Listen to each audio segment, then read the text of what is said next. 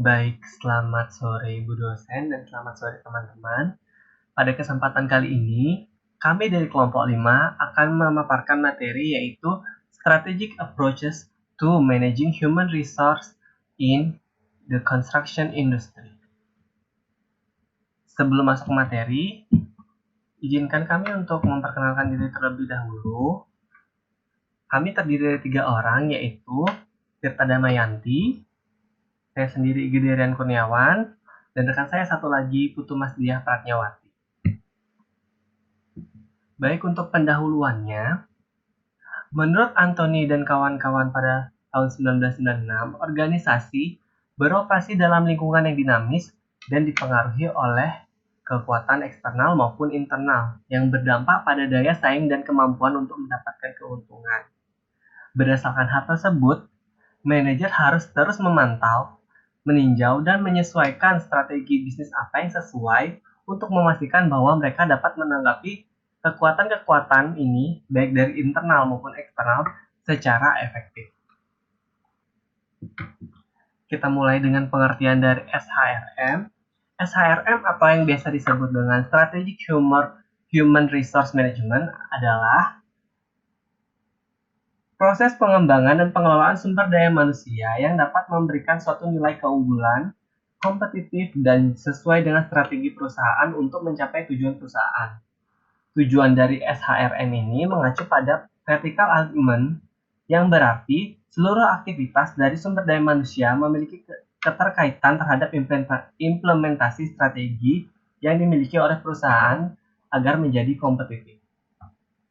Untuk itu, penting bagi perusahaan untuk mengelola sumber daya manusianya secara efektif dan juga efisien untuk mencapai tujuan dan sasaran yang diinginkan. Kemudian dilanjutkan dengan mengembangkan strategi SHRM. Untuk mengembangkan strategi SHRM, maka sebagai Human Resource Management harus mempertimbangkan faktor eksternal dan jangka panjang yang mungkin akan mempengaruhi bisnis selama beberapa tahun kemudian. Maka dari itu, Anthony dan kawan-kawan menyarankan untuk menerapkan 6 karakteristik kunci dalam pendekatan untuk mengembangkan strategi-strategi SHRM. 6 kunci tersebut adalah yang pertama, mengenali dan menanggapi lingkungan. Yang kedua, mengakui dan menanggapi pasar dinamika tenaga kerja. Yang ketiga, mempertimbangkan semua personil organisasi. Yang keempat, mengambil pandangan jarak jauh. Yang kelima, berfokus pada pilihan dan pengambilan keputusan. Dan yang terakhir atau keenam, mengintegrasikan SHRM dengan strategi perusahaan secara keseluruhan. Dimulai dari yang pertama, yaitu mengenali dan menanggapi lingkungan. Inti dari perumusan strategi adalah pengakuan bahwa perusahaan konstruksi tidak dapat beroperasi dalam ruang hampa dan bahwa lingkungan luar sangat berpengaruh dan menghadirkan peluang maupun ancaman bagi pengembangan bisnis di masa ke depan. Peran dari strategi HRM ini untuk memanfaatkan peluang yang ada dari luar dan mengurangi ancaman-ancaman yang akan terjadi melalui kebijakan manajemen sumber daya manusia. Contoh dari penerapan strategi mengenali dan menanggapi lingkungan ini adalah dengan mengeksplorasi kemampuan sumber daya manusia yang dimiliki oleh perusahaan. Maka SDM akan memiliki keterampilan lebih di bidang konstruksi bila dieksplorasi dan dilatih secara terus-menerus dan memiliki keterampilan lebih, sehingga manajer maupun SDM dapat proaktif manajer dan juga SDM dapat melihat kebutuhan dan juga proaktif untuk merekrut orang-orang sesuai dengan keterampilan yang diperlukan oleh perusahaan, sehingga bila sudah mendapat pelatihan dan juga merekrut orang sesuai dengan keterampilan yang dibutuhkan, maka perusahaan dapat membuka peluang-peluang pasar yang belum dapat disentuh sebelumnya. Yang kedua, mengenali dan menanggapi dinamika pasar tenaga kerja. Pasar tenaga kerja sangatlah kompetitif, sama halnya dengan pasar komersial.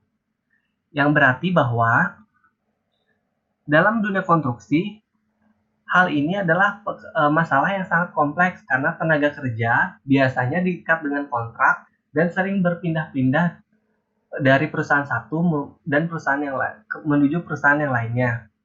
Dan industri konstruksi sangat bergantung pada keterampilan tenaga kerja yang berbeda-beda. Agar hal ini menjadi efektif, organisasi harus mengembangkan strategi untuk menanggapi suatu situasi pasar kerja di sekitar tempat beroperasi. Contoh strategi mengenali dan menanggapi dinamika pasar tenaga kerja adalah contohnya sebuah perusahaan konstruksi sedang kekurangan surveyor. Untuk mengatasinya, ada kegiatan perekrutan serta pelatihan untuk memantau. Kemudian, harus memantau potensi dan kemampuan dari tiap-tiap peserta yang direkrut. Ataupun, sebagai alternatifnya, bila tidak melakukan perekrutan, perusahaan dapat melatih kembali beberapa staf yang sudah dimiliki untuk memiliki keterampilan sebagai surveyor.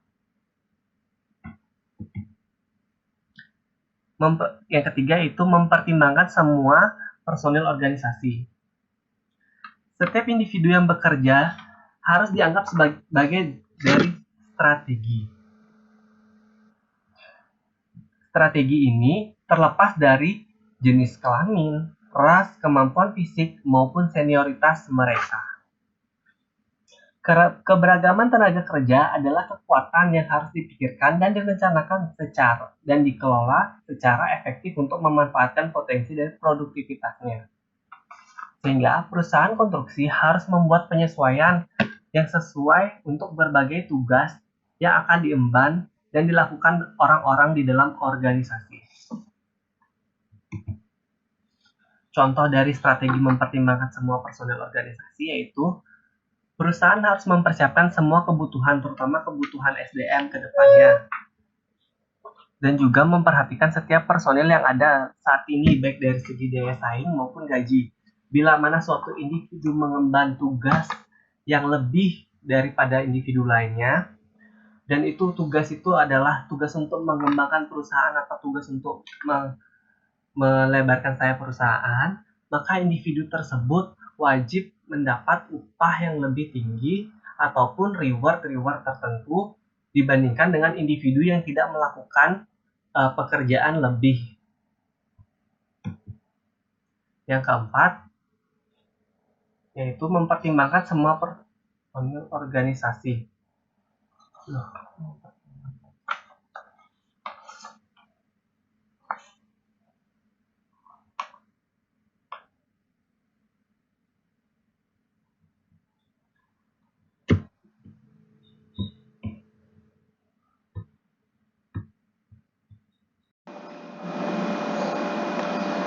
Baik, terima kasih atas waktu yang diberikan oleh Rian. Di mana di sini saya akan melanjutkan materi pada hari ini, yang dimana materi yang akan saya bawakan yang pertama adalah struktur organisasi dalam konstruksi. Yang dimana struktur organisasi menentukan cara alokasi peran, tanggung jawab, kekuasaan, otoritas, dan kontrol di antara tenaga kerjanya. Tanpa struktur, organisasi tidak akan memiliki dasar untuk mengontrol dan mengatur pekerjaannya serta untuk berinteraksi dengan organisasi lain. Menurut Mindsberg 1979, membagi fungsi-fungsi tersebut menjadi 5 kelompok, yaitu yang pertama inti operasi, di mana para pekerja yang terlibat dalam kegiatan produksi utama organisasi. Yang kedua, puncak strategis, di mana manajemen strategis organisasi secara keseluruhan terjadi. Yang ketiga, garis tengah, manajer lini yang secara efektif membentuk antarmuka antara strategi puncak dan inti operasi. Kemudian yang keempat, technostructure, yang dimana spesialis yang mendukung fungsi produksi utama. Dan yang terakhir adalah staf pendukung, mereka yang memberikan dukungan umum dan administrasi kepada mereka yang berada dalam fungsi produksi.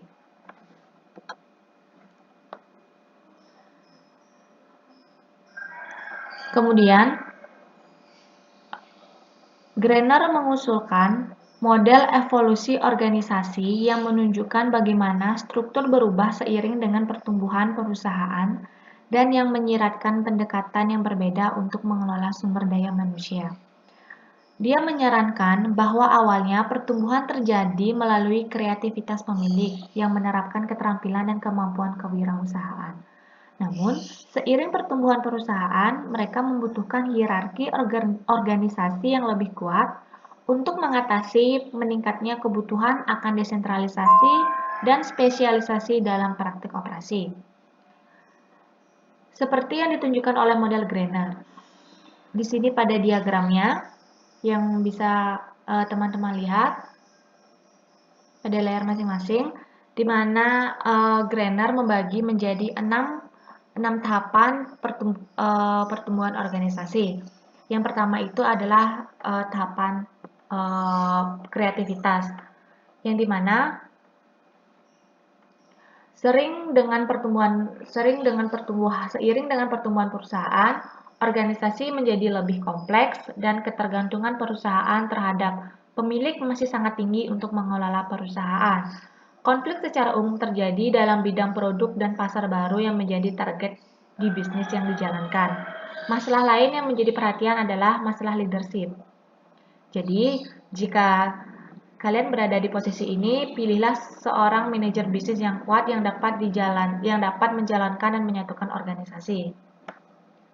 Kemudian yang kedua adalah tahap pengarahan, yang dimana perusahaan telah memasuki tahap kedua dan sudah memiliki manajer bisnis yang handal.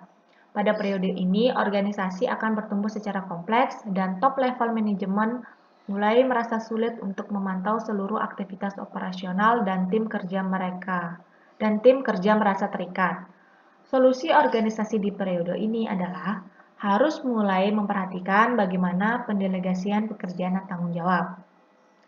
Kemudian masuk tahap ketiga itu adalah tahap pendelegasian, yang dimana pendelegasian yang baik berawal dari struktur organisasi yang jelas dan diterapkan secara benar. Kepemimpinan secara independen akan tumbuh di periode ini, dan para pemimpin dapat menyesuaikan dan menjalankan kampanye mereka sendiri sesuai dengan kondisi di lingkungan sekitarnya masing-masing. Nah, tantangan di periode ini adalah kendali kontrol dari top level manajemen dikarenakan lingkup operasi dan pasar yang semakin luas, dan pengembangan untuk dapat masuk ke periode berikutnya adalah metode koordinasi yang terstruktur. Yang dimana tahapan yang keempat adalah koordinasi. Dalam periode ini, sistem reward dan punishment sudah dapat diterapkan dan perlu mulai diperhatikan mengenai pengaruh kejenuhan karyawan terhadap kualitas kerja yang dihasilkan. Kondisi birokrasi yang terjadi dapat menjadi penghambat untuk tumbuh ke tahap berikutnya. Kemudian yang tahap kelima adalah kolaborasi. Pada periode ini, perusahaan sudah dapat untuk membuat kantor cabang dan menjual brand mereka sebagai opportunity bisnis bagi orang lain yang tertarik dengan jenis usaha mereka. Kemudian pada tahap ini juga akan terjadi pertumbuhan internal dalam perusahaan yang akan memudahkan untuk perusahaan menuju ke tahap aliansi. Kemudian tahap yang terakhir adalah tahap keenam, yaitu aliansi. Yang dimana pada tahap ini perusahaan tumbuh dengan competition system yang dibangun dengan beberapa bisnis yang memiliki kesamaan dalam kontekstual bisnis dan dapat membangun aliansi, membangun bisnis secara jaringan. Tahapan aliansi yang umum dilakukan biasanya adalah merger perusahaan atau penggabungan perusahaan atau partnership dalam network usaha bersama.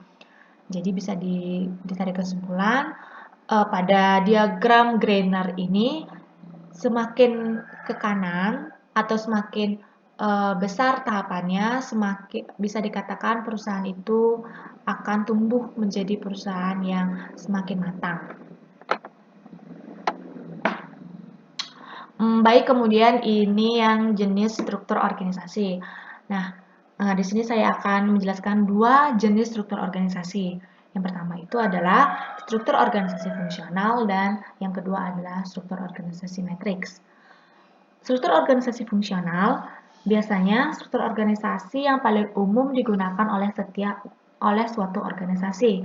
Pembagian kerja dalam bentuk struktur organisasi fungsional ini dilakukan berdasarkan fungsi manajemennya, seperti keuangan, produksi, pemasaran, dan sumber daya manusia.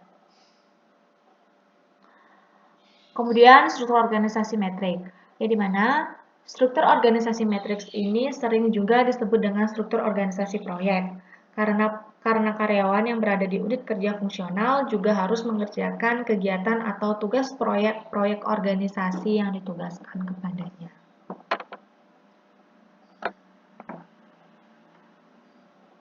Kemudian materi selanjutnya itu adalah tanggung jawab HRM di perusahaan konstruksi. Berikut saya jabarkan beberapa tugas dan tanggung jawab HRM beserta goals-nya. Yang pertama, membuat rencana proyek, yang dimana nantinya goals-nya itu akan dapat menentukan budgeting, sumber daya manusia, dan lain sebagainya. Kemudian yang kedua itu adalah mengalokasikan unit tugas kepada tim, yang dimana goals nantinya akan menghindari ambiguitas tugas saat pelaksanaan. Kemudian yang ketiga, membentuk komunikasi tim yang efektif, yang dimana nanti goals-nya itu untuk meningkatkan semangat kerja dan produktivitas. Yang keempat, mitigasi masalah dan krisis, yang dimana goals-nya nanti adanya solusi permasalahan di masa yang akan datang. Kemudian yang kelima, monitoring perkembangan proyek berdasarkan blueprint, yang dimana nanti goals-nya itu akan pekerjaan sesuai dengan rencana atau on the track. Dan yang terakhir adalah membuat report untuk stakeholder. Goals-nya itu sebagai laporan untuk kinerja si PM juga. Selain itu juga dapat menjadi acuan untuk mengembang proyek lainnya yang serupa. Kemudian di sini juga saya akan menjelaskan tingkatan atau level manajemen, di mana tingkatan atau level manajemen ini saya bagi menjadi 3. Yang pertama top manajemen, yang kedua middle manajemen, dan yang terakhir adalah low manajemen.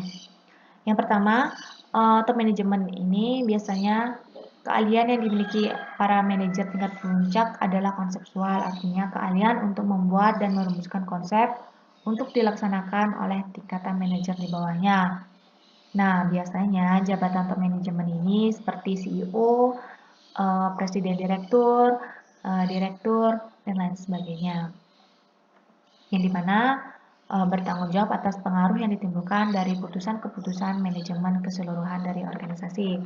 Jadi top manajemen ini adalah pengambil keputusan akhir pada suatu organisasi. Yang kedua itu adalah middle management. Nah, yang dimana manajer yang berada di bawahnya manajer yang berada di bawah manajer tingkat atas. Biasanya jabatannya itu seperti general manager atau GM, plant manager, factory manager, regional manager, ataupun division manager.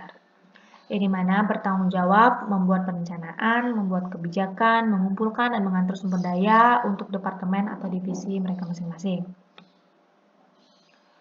Dan yang terakhir adalah low management, yang dimana low management ini merupakan manajemen tingkat pertama ini biasanya memegang jabatan sebagai departemen manajemen, section manager, superintendent, mandor, atau supervisor. Yang dimana pada low management ini mereka bertanggung jawab atas operasional atau pekerjaan harian para karyawan dalam menghasilkan suatu produk atau layanan. Baik, untuk materi selanjutnya akan dijelaskan oleh teman saya, Mas Dia.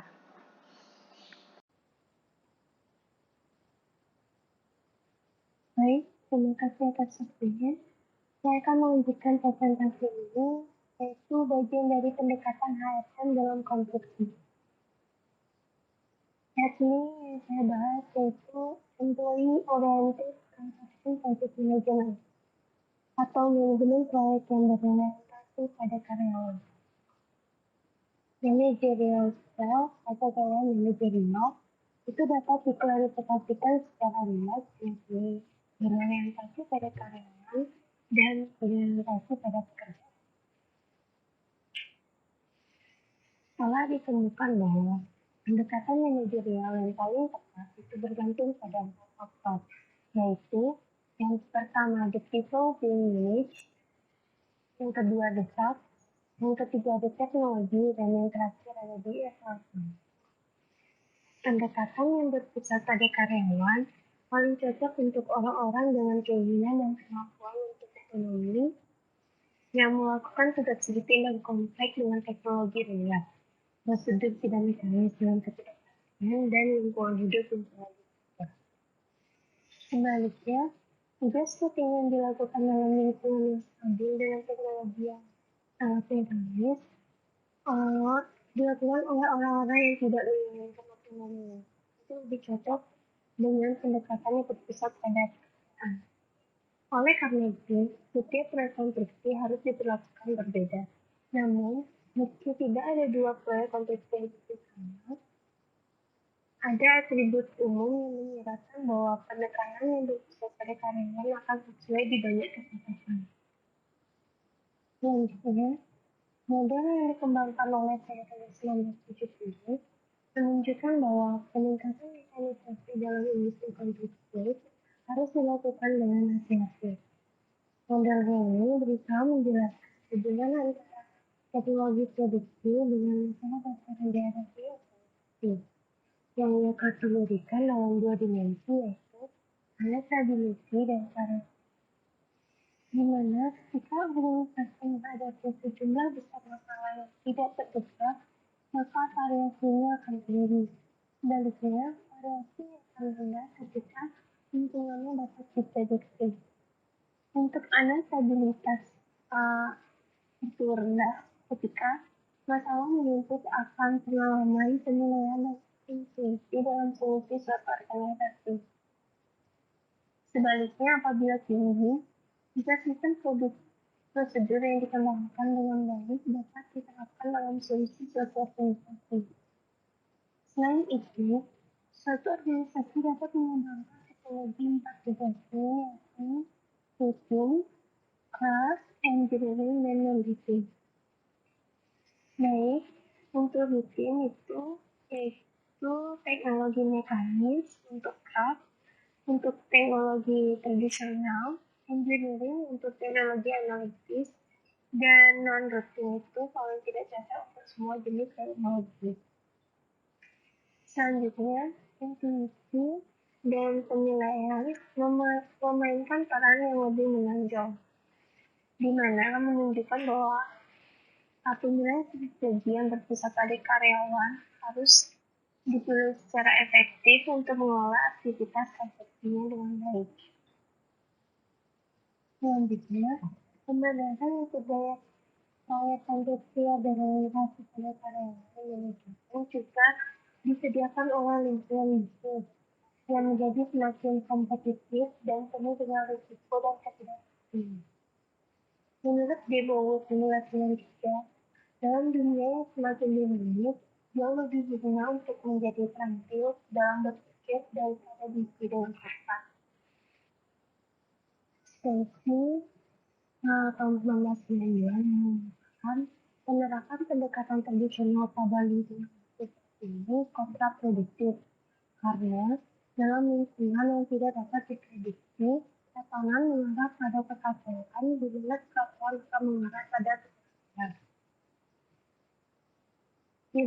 Dalam wawasan Stacy ini terdapat saran bahwa pendekatan manajemen tradisional telah menjadi penyebab ketidakpastian dan ketidakstabilan yang ingin mereka hilangkan atau kendalikan.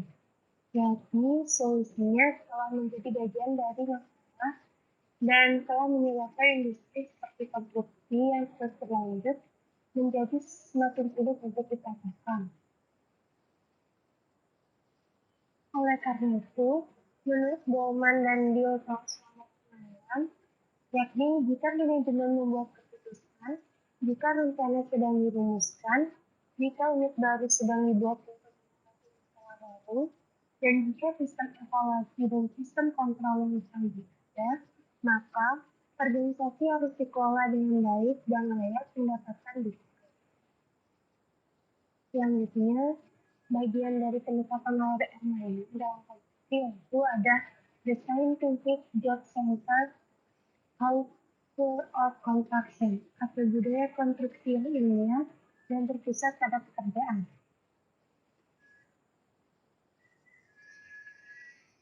Pembahasan di atas menawarkan justifikasi yang cukup besar untuk gaya manajemen yang bervariasi dalam produksi, terutama untuk proyek-proyek yang inovatif dan berisiko tinggi. Namun, tekanan tak terlihat dalam industri yang terus mendorong manajer untuk mengadopsi gaya yang berpusat pada pekerjaan. Dan tekanan inilah yang kita akan bahas di sini. Di mana saat karyawan bekerja di industri, mereka semakin mendarah daging dengan nilai-nilai ilmiah melalui praktik pendidikan, praktik pengadaan, dan kontrak industri. Nilai-nilai ilmiah ini lah yang akan kami bahas, yakni praktik pendidikan, pemindaian singkat tentang manajemen proyek konstruksi yang dominan dengan cepat menyemangati dasar berorientasi pekerjaan yang menjadi dasar banyak pemikiran dan praktik manajemen proyek konstruksi itu telah berkembang. Nah, di sini ada aplikasi modifikasi perilaku, di mana yang pertama menurut Dinas 1938, modifikasi perilaku melibatkan manipulasi penerimaan karyawan atas imbalan kontinen untuk memperkuat perilaku yang diinginkan, seperti perilaku aman atau perilaku pro-lingkungan. Yang kedua, menurut Leonard et al. Tahun 2001, eksperimen modifikasi perilaku yang dirancang untuk meningkatkan perilaku dasar limbah plastik ternyata hanya efektif sebagian karena nilai karyawan tidak selaras dengan kebijakan pengelolaan limbah kontrak. Yang ketiga ada menurut Green 1999, pemikiran tentang manajemen proyek konstruksi yang mutakhir tidak dapat menghindari pencarian tanpa henti dari teknik ilmiah yang semakin canggih. Yang terakhir menurut Richard Kahn 1996, popularitas peran aplikasi modifikasi perilaku hanya mencerminkan model dalam manajemen arus utama yang dengan sendirinya didasarkan pada budaya teknik tradisional. Selanjutnya, institusi pendidikan juga berperan penting dalam memperkuat nilai ilmiah industri karena penyampaiannya biasanya didasarkan pada lingkungan kelas teknik. Dalam sistem penyampaian ini, ada sedikit waktu untuk berpikir sehingga menciptakan lingkungan belajar yang fleksibel, ingin tahu dan mendorong karyawan untuk mempercepatkan masalah yang dikerjakan dan mengembangkan kecerdasan mereka. Baik, selanjutnya ada praktik pengadaan. Praktik pengadaan tradisional industri konstruksi juga merupakan sumber kuat dari nilai-nilai yang berorientasi pada pekerjaan. Apa yang dimaksud dengan pengadaan itu? Pengadaan adalah siapa, kapan, dan bagaimana organisasi proyek. Sistem pengadaan pada dasarnya berbeda dengan hal yang mereka kerjakan, apa yang dilakukan orang-orang itu, kapan mereka terlibat, dan bagaimana mereka terlibat. Ada salah satu contoh sistem pengadaan tradisional di Inggris, yakni di mana ini ada dimulai dengan adanya klien yang menugaskan seorang arsitek untuk mengawasi proses produksi melalui desain dan konstruksi. Sedangkan kontraktor utamanya tidak dilibatkan dalam proses desain dan dipekerjakan setelah desain telah selesai secara substansial. Pemisahan desain dan konstruksi sebagai fase aktivitas yang berbeda adalah salah satu karakteristik utama yang menentukan dari proses pengadaan tradisional dan sesuatunya merupakan pendorong yang signifikan untuk gaya manajemen yang berorientasi pada pekerjaan. Nah, hal tersebut sebagian besar karena adanya kurang partisipasi dan dapat menciptakan perpecahan, kesalahpahaman, dan kecurigaan dalam tim proyek.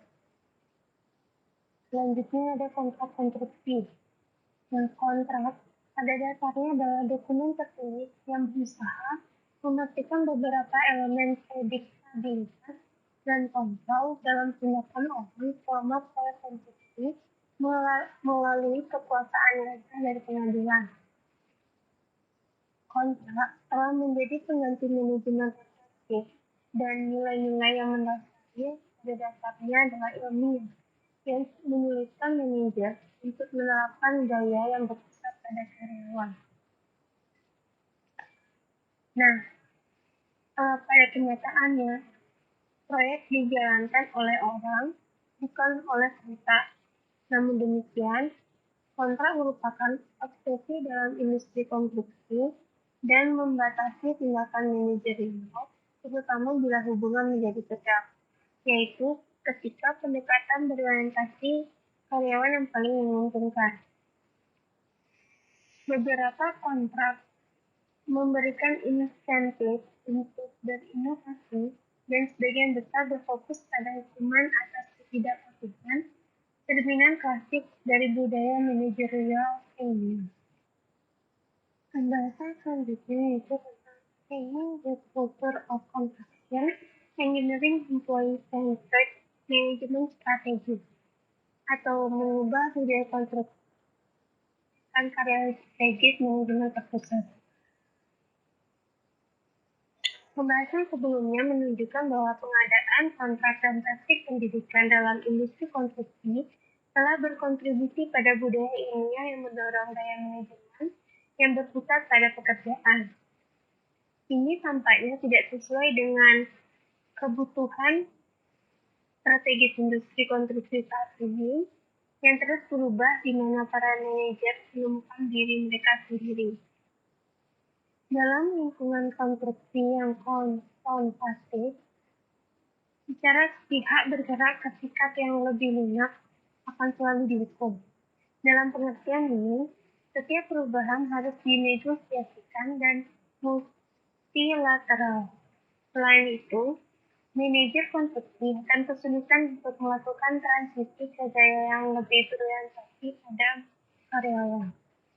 Hasilnya adalah ketidaksesuaian yang berkelanjutan antara kebutuhan strategi industri dan cara orang dikelola di dalamnya. Solusi satu-satunya yaitu solusi yang berjangka panjang, yang akan melibatkan perubahan cara berpikir orang melalui praktik pendidikan. Seperti pendapat di Bono 1993, yaitu tujuan pendidikan adalah untuk mengisi pikiran yang kosong dengan yang terbuka, bukan yang penuh. Adapun kesimpulan yang bisa kami rangkum yaitu yang pertama, strategi SHRM organisasi harus ditentukan erat selaras dengan arah dan strategi bisnis secara keseluruhan. Yang kedua, pendekatan umum oleh manajer yang diberikan tanggung jawab untuk aspek fungsi HRM tidak dapat dipertahankan dengan mudah. Yang ketiga, secara tradisional telah terjadi ketergantungan yang berlebihan pada prinsip pengukuran dan kontrol ilmiah yang mengabaikan aspek spiritual dari kehidupan organisasi dan menekan potensi kreatif orang. Yang keempat, perubahan ke pendekatan yang lebih berorientasi pada karyawan dapat melepaskan potensi kreatif dan produktif yang belum tergali dalam industri konstruksi. Yang kelima, dalam jangka panjang, sistem pendidikan akan memainkan peran penting. Dan yang terakhir, dalam jangka pendek, manajemen SDM berada di garis depan dan juga dapat melakukan banyak hal untuk membantu transisi. Baik, sekian presentasi dari kelompok 5. Apabila ada yang kurang jelas, kami mohon maaf. Dan apabila yang masih ingin ditanyakan, kami persilahkan. Terima kasih telah menyimak presentasi di kelompok kami. Selamat malam.